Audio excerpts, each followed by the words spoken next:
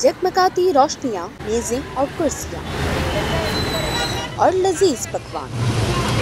ये कोई होटल नहीं बल्कि कराची के इलाके क्लिफ्टन में एक फुटपाथ पर लगाया गया दस्तरखान फातिमतुज़ ज़हरा है, जहाँ सिर्फ ख़वातीन और बच्चों को ही खाना खिलाया जाता है।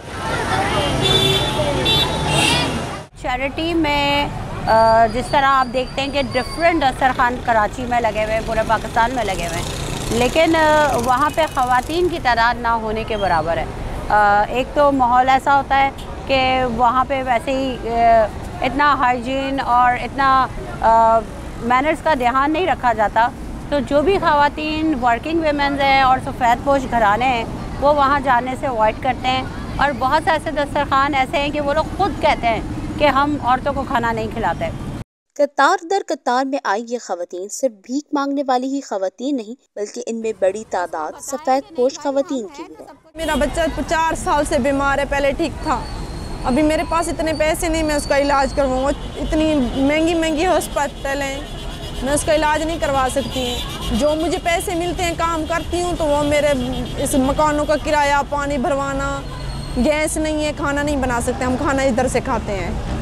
मेरी उम्र है 50 साल, 9 मेरे बच्चे हैं। गरीब आदमी इधर आते हैं, हाथ धोना भी सिखाते हैं, खाना भी देते हैं, सुकून से खा के हम चले जाते हैं। किराए का घर है हमारा, अपना घर नहीं है।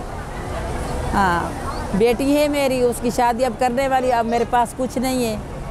हाँ, बेटा भी माशाल्लाह जवान है, उसकी भी शादी करनी है।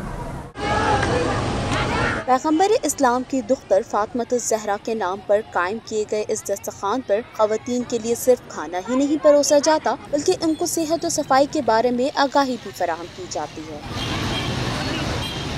खाना तो हम लोग इनको प्रोवाइड कर रहे हैं, लेकिन जो तिब्बी उस पर हम इन्हें आगाही दे रहे हैं वो इसलिए ज़रूरी है कि ये खाने के साथ वो चीज़ें भी सीख जाएँ जो इनकी ज़िंदगी के लिए, हमारे माहौल के लिए बहुत ज़रूरी है।